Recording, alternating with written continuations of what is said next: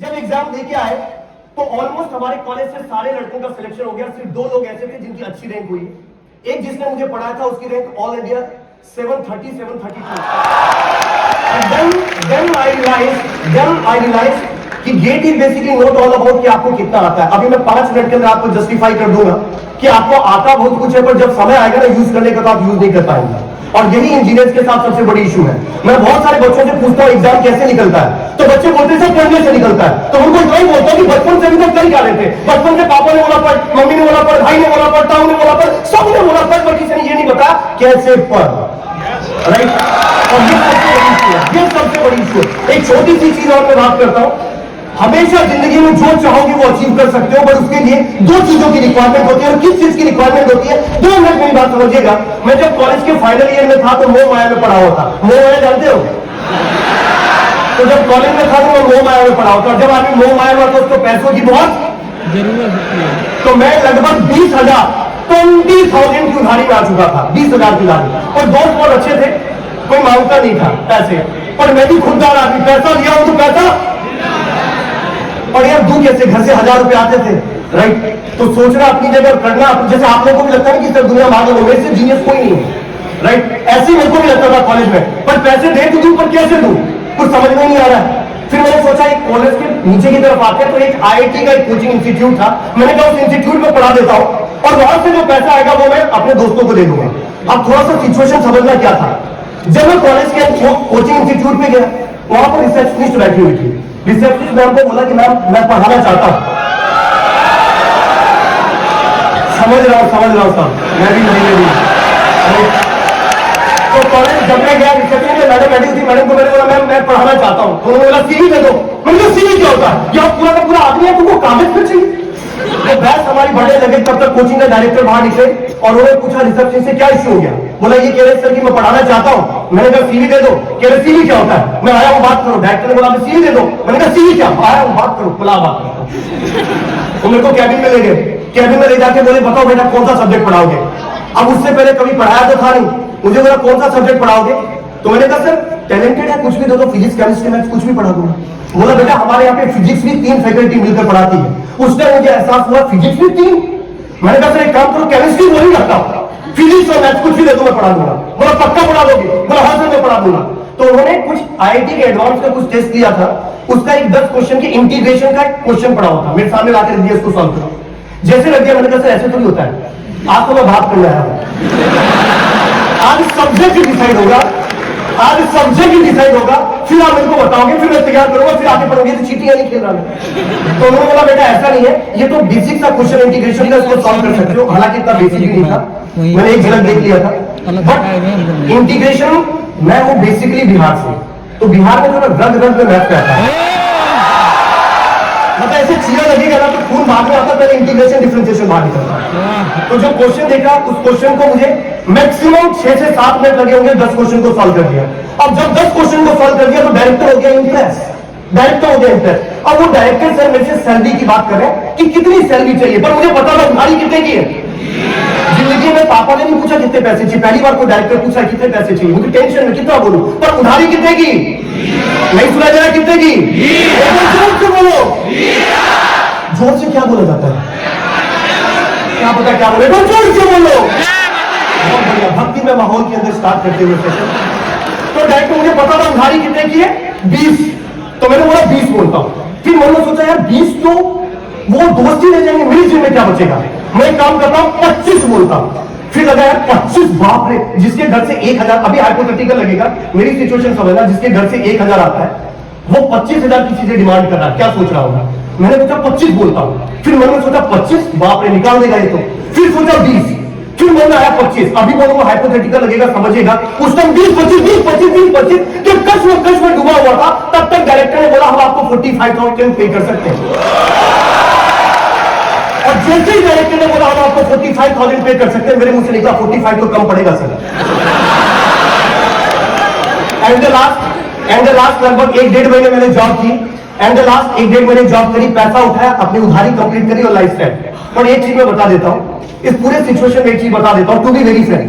जब मैं कॉलेज में था तो मुझे 25,000 भी मुझे मेरी औकात नहीं लगी। बहुत स्लो वर्ड यूज कर रहा हूं, ध्यान रखना। जब मैं कॉलेज में था तो 25,000 भी मुझे मेरी औकात नहीं लग रही थी, और उस समय उस डायरेक्टर ने मुझे एहसास करा दिया कि 45 तो तू पढ़ते पढ़ते भी कमा सकता है। और यही रीजन है कि एक इंजीनियर 1 करोड़ के पैकेज को भी लात मार देता है, और एक इंजीनियर 25,000 की नौकरी, हाँ हमारे जैसे इंजीनियर 25,000 की नौकरी के लिए भी तड़पता रहता है। That is called attitude, that is called attitude, right. मुझे तो किसी ने वैल्यू करा दी, और मैंने कहा था कि किसी और इंजीनियर को वैल्यू ना कराए, सबके पास भी उनकी वैल्यू होनी चाहिए। एक चीज मुझे बताइए, जंगल का राजा कौन है? ये देखो, जंगल का राजा कौन है? आवाज यानी जंगल का राजा कौन है? जंगल का राजा कौन है? जंगल में सबसे बड़ा जानवर कौन सा है? जंगल में सबसे लंबा जानवर कौन सा है? जंगल में सबसे तेज होने वाला जानवर कौन सा है? और जंगल का राजा कौन है? ना शेर सबसे बड़ा जानवर है, ना शेर सबसे लंबा जानवर है, ना शेर सबसे तेज दौड़ने वाला जानवर है, फिर भी जंगल का राजा है। शेर क्यों? क्योंकि उसके पास कॉन्फिडेंस है, जिगर है। उसको पता है जिस दिन झपट्टा मारूंगा हाथी को भी पलट दूंगा, ये कॉन्फिडेंस उसको जंगल का राजा बनाता है। अगर जिंदगी में जीतना है तो सबसे पहले यहां से जीतो। जो यहां से नहीं जीत पाएगा वो दुनिया में क्या खाक जीतेगा?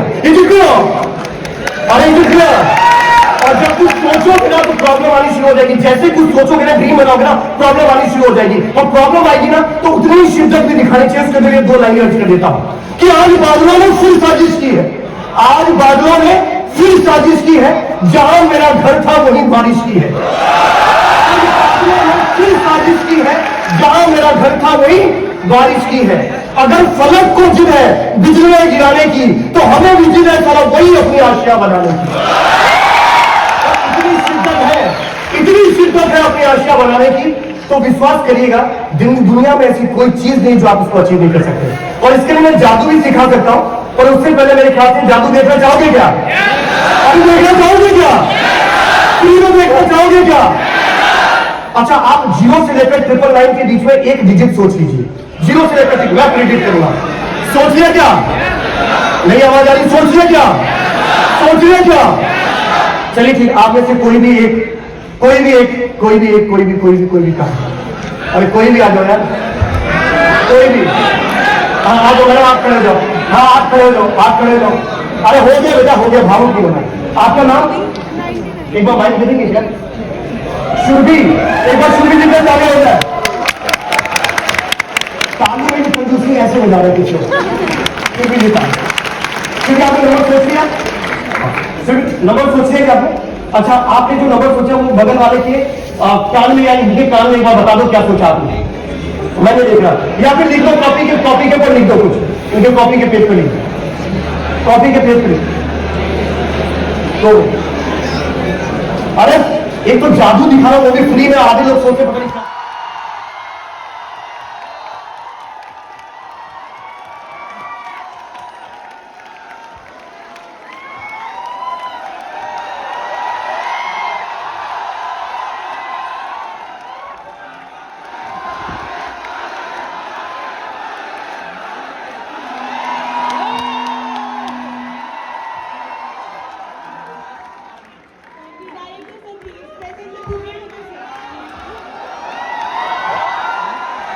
सेकेंड ईयर कौन कौन है? Third year, final year, pass out भी है सर, फाइनली नौकरी की तैयारी कर रहा है भाई, पास आउट भी है। और जो कि बहुत अच्छी बात है। तो क्लियर रीजन तुम्हें समझ में आ रहा होगा, सबसे ज्यादा फर्स्ट ईयर के बच्चे यहाँ हैं। एक फर्स्ट ईयर का बच्चा खड़ा हो जाए यहाँ पर, एक एक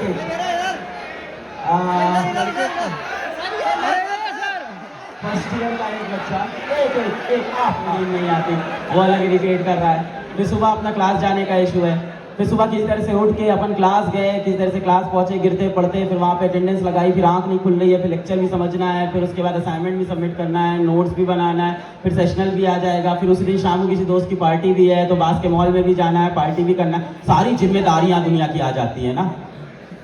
द गुड थिंग इज कि आप ये कम से कम सोच पा रहे हो कि कैसे लाइफ को बैलेंस करें। And it's really really really difficult कि फर्स्ट सेकंड ईयर में आके आप लाइफ को बैलेंस कर ले जाओ, क्योंकि अभी अभी आपका बहुत बड़ा ट्रांजिशन हुआ है लाइफ में, from class 12 to coming to college, hostel life, and you should enjoy it.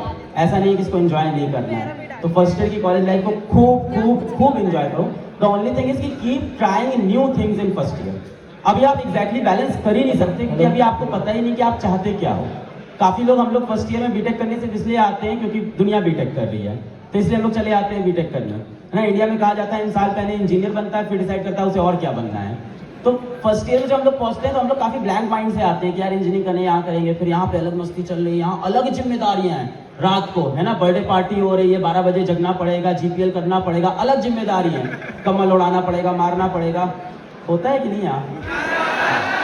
Then it's okay, है ना। बहुत ढेर सारी जिम्मेदारियां हो जाती है ना। नोट्स बनाने हैं, नोट्स बनवाने हैं, छपवाने हैं, चिट्स बनानी है, तो काफ़ी काम होते हैं फर्स्ट ईयर में जिसमें मेहनत लगती है। तो फर्स्ट ईयर में कीप ट्राइंग न्यू थिंग्स, जैसे आपकी जो भी हॉबीज हैं, जो भी आपको चीज़ें पसंद है उसको ट्राई करते रहो। फॉर एग्जाम्पल कितने लोग ने फर्स्ट ईयर में यहाँ पढ़ाई को छोड़ के, हॉस्टल लाइफ को छोड़ के कॉलेज के को करिकुलम में कुछ कुछ किया? Very few.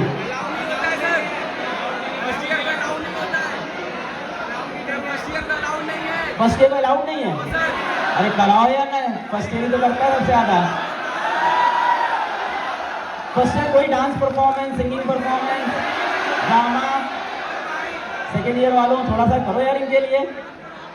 क्या चीज पहले साल में नहीं होता? नहीं, दिस शुड हैपन। तो जैसे अभी वो बच्चा उठा था बता रहा था कि उसने कोडिंग पढ़नी स्टार्ट कर the first year second year जिस भी ईयर में था। तो start doing new and new things. और कॉलेज के अंदर अगर नहीं भी हो रही है, ट्राई कि आप इंटर कॉलेज फेस्ट के अंदर जाओ, पार्टिसिपेट करो। देखो आपके कई लोग होंगे यहाँ जिनको क्विज में इंटरेस्ट होगा कि क्विज करने का मन करता है। कोई है ऐसा क्या? क्विज मास्टर वगैरह? हाँ, देखो बहुत लिमिटेड होते हैं जिनको क्विजिंग बहुत इंटरेस्ट होता है। One of my friend was very good in college quiz. ऐसा बोलते थे क्या यार ये क्विज कर रहा है, बोरिंग चीज़ है, पर उसको बड़ा मजा आता था। अभी वो इस टाइम पे यूएस में है, बढ़िया जॉब कर रहा है, करोड़ों के पैकेज में, भी रिसेंटली आया था।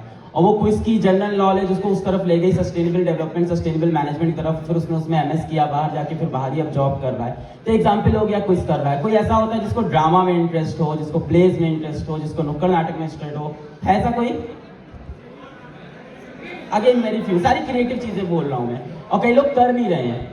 अब मुझे ड्रामा में इंटरेस्ट था, नुक्कड़ नाटक में इंटरेस्ट था, हॉबी थी मेरी इस तरह की, तो वो मेरे को हेल्प की अपने फ्यूचर में करियर बिल्ड करने में, या ये कह सकते हो बोलने में, पब्लिक स्पीकिंग में, वो चीज़ मुझे फायदा की। कितने लोगों को यहाँ इंटरेस्ट होगा कि यार टेक्स से रिलेटेड कुछ चीज़ें मिल जाए मेरे को, कुछ टेक्स से रिलेटेड ज्ञान भी सीख ले। मैं कॉलेज लाइफ में बोलता हूँ बच्चे तेरा डांस इंटरेस्ट है, तू डांस सीख ले, तो बच्चे कहते हैं टाइम नहीं है। कितना बड़ा झूठ है, कॉलेज लाइफ में कितना ज़्यादा टाइम है आपके पास। तो try new and new and new. अरे देखो झूठ कह रही है, टाइम नहीं। Good afternoon sir. So decide assignments हैं, वो तो बाहर वाली आंटियां बनाती हैं। असाइनमेंट खुद बना रहे हो क्या तुम लोग? हमारे कॉलेज के तो बाहर बनता था, 5 रुपए पन्ना। सर हाँ सर डिसाइड। हाँ सर कैसे हुआ सर? बहुत बढ़िया। तुम कैसे हुआ? सर मेरा नाम अविनाश है, मैं बनारस से हूँ। हाँ, आपके बगल से ही, बगल से। इलाहाबाद। ओके सर तो मेरा आपसे सवाल था सर, जैसे हम बनारस इलाहाबाद में इतना कल्चर नहीं देखते हैं इन सब चीज़ों का कि स्टार्टअप्स हो रहे हैं अभी फिलहाल, ठीक है। लेकिन सर हम जब ऐसे सिटीज़ में आते हैं, मेट्रो सिटीज़ में, तो यहाँ पे चीज़ें चूज़ करना, अपना पाथ फॉलो करना, कैसे क्या पैरामीटर्स है जिनको लेके हम अपने पाथ को चूज़ करें, वो बहुत मुश्किल रहता है, क्योंकि अचानक से बहुत सारी चीज़ें आती हैं जो आपने पहले नहीं देखी थी। सही बात है। तो सर आपके साथ भी गुड क्वेश्चन, वेरी गुड। तो सर आप किस प्रोसेस के थ्रू चीज़ों को सेलेक्ट करना अपने टाइम में शुरू किए थे, जब आप अपने सिटी से निकल के एक ऐसी सिटी में गए जहाँ पे चीज़ें अलग थी, कल्चर ही अलग था? नहीं तो हम तो इलाहाबाद से कानपुर ही गए थे और फिर हमको लगा इलाहाबाद ज़्यादा बेहतर था, क्योंकि कानपुर में कोई ऐसे बात कर रहा था तो मुझे लगा मैं तो ज़्यादा बेहतर सिटी में था। बट हाँ, ऑफकोर्स जो आप बोल रहे हो वो हम भी फेस करते हैं, और आज भी हम फेस करते हैं। I don't fit my self in this current startup industry या फाउंडर इंडस्ट्री। इस सर्किल के अंदर हम फिट नहीं होते, और कई बार ऐसी मीटिंग्स के अंदर हम जाते भी नहीं, क्योंकि हमको अभी भी बहुत हेजिटेशन फील होता है कि इस दुनिया में हम फिट नहीं हो पाएंगे। पर यार ये सब हम लोग की सोच है कि यार इस दुनिया में मेरे को फिट होना है। आप इन लोगों को देख के डिसाइड कर रहे हो कि आपको इनके जैसा बनना है, या इनके जैसा फिट होना है, या इनके जैसा सोचना है, या आपको कॉलेज की कूल दूध बनना है। There is no need of doing it. हाँ, होता है ना, कूल दूध बनना होता है कई लोग को कॉलेज में, होंगे भी आपके ब्रांच में, बैच में। तो मेरे ब्रांच में एक लड़का था and he was real cool dude. So नाम बताने लगे, तो वो ऑरेंज कलर का स्वेटर पहनता था, ऑरेंज कलर की पैंट पहनता था, ऑरेंज जूते पहनता था और उसने गाड़ी ऑरेंज ले रखी थी और उसकी बॉटल ऑरेंज कलर की थी। तो ही वॉज रियल कूल दूध फॉर कॉलेज। कुछ लोग होते हैं गिटार बजाने में बहुत अच्छे होते हैं, कुछ लोग होते हैं बहुत सारा आपको फाइनेंस के बारे में बताते रहेंगे, देख ऐसा हो रहा है अभी ना, बिटकॉइन में ऐसा आने वाला है ना, रेवोल्यूशन बिटकॉइन में तू डाल दे।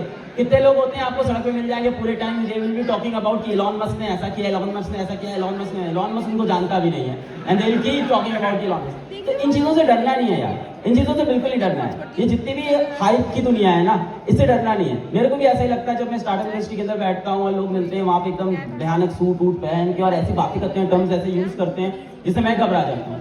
इन चीज़ों से आपको डरना नहीं है। You don't have to work for these people, you have to work for your audience. अगर आप एंटरप्रेन्योर बनने की, स्टार्टअप करने की बात कर रहे हो तो आपको एक प्रॉब्लम सॉल्व करनी है। तो आप सबसे पहले तो कोई प्रॉब्लम ढूंढो, कहाँ पे कौन सी प्रॉब्लम है, और उस प्रॉब्लम को सॉल्व करो। ग्राउंड लेवल पे आप आके देखो कहाँ कौन सी दिक्कत है। अभी रिसेंटली 4-5 दिन पहले 6 दिन पहले वो मिले थे मुझसे, एक अनुभव दुबे करके हैं, वो चाय सुट्टा बाहर वाले, तो वो मुझसे मिले, तो एकदम देसी आदमी है और सेम वही उनकी भी यही बात उनकी भी थी कि मेरे को समझ, तो उन्होंने कहा सर मेरे को गणित समझ में आती थी कि मैं इतने की चाय बेचेगा तो इतना प्रॉफिट बनेगा, इतना काम बनेगा। वैसे जितने भी देसी फाउंडर मिलते हैं ना, उनका ये वो ग्राउंड से बहुत अटैच्ड होते हैं, तो उनको पता होता है क्या प्रॉब्लम है। If you are not solving a problem then it's not going to work. तो आपको पहले एक ग्राउंड लेवल पे जाकर देखनी होगी क्या दिक्कत है। कॉलेज के अंदर तो यार हजारों स्टार्टअप बन सकते हैं। Anyone of here who is